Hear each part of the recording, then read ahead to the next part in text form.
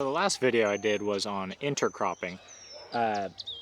These guys are going bananas behind me. These are Tomatillos, and this is a rookie mistake I made. I overplanted Tomatillos. We're gonna go over what we're gonna do about that and how you can avoid crowding out your tomatoes, which I didn't think was possible with Tomatillos. Coming up.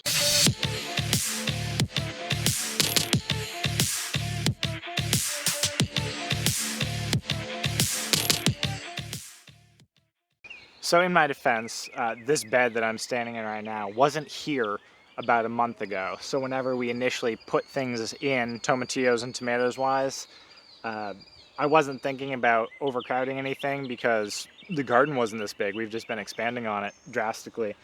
But probably could have planned that better. So we just put things in the space we had, and I forgot that tomatillos did not grow like tomatoes. They just bush out. If you can see those, and get massive. So all the tomatoes I planted over here are indeterminate cherries, so they're gonna go up. But the tomatillos are already fruiting, which is a problem. We have little tomatillos on them already.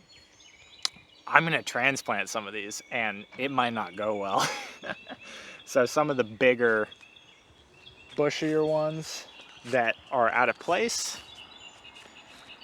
this guy right here is gonna get moved into some big fabric pots. So we'll see how that goes. We'll do probably some compost tea and some kelp when we do it to reduce the transplant shock, but I've never moved something that big that's already fruiting before. So we'll take you along for the ride, and then we'll do a check-in in about a week to see how they're doing. Okay, so we finally got a overcast / cloudy day.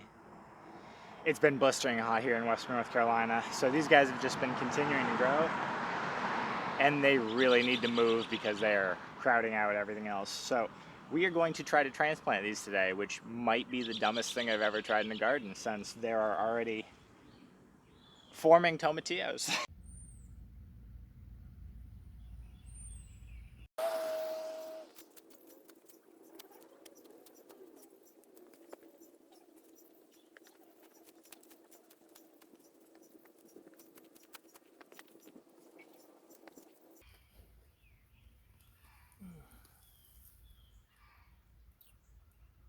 So they moved without breaking anything obvious.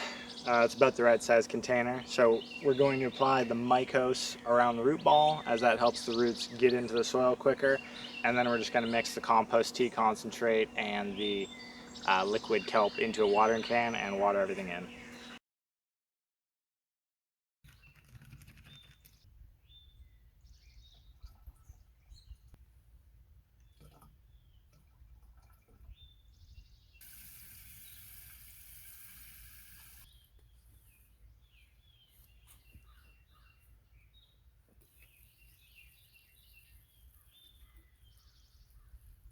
Everything's been watered in. So to review, if you're going to do something as silly as transplant mature fruiting plants in the middle of summer, wait for a period of rain or overcast day, try to get as much of the root ball in as possible, and then immediately keep well watered for, I'll probably water these guys for the next 4 days when I wouldn't usually, as in tomatillos just don't need water every day, maybe every 3 days, but if it's not gonna rain, water them in until the root systems are able to get back into the nutrition, and then douse them with as much help as you can. So as many microorganisms and as many microbes as possible.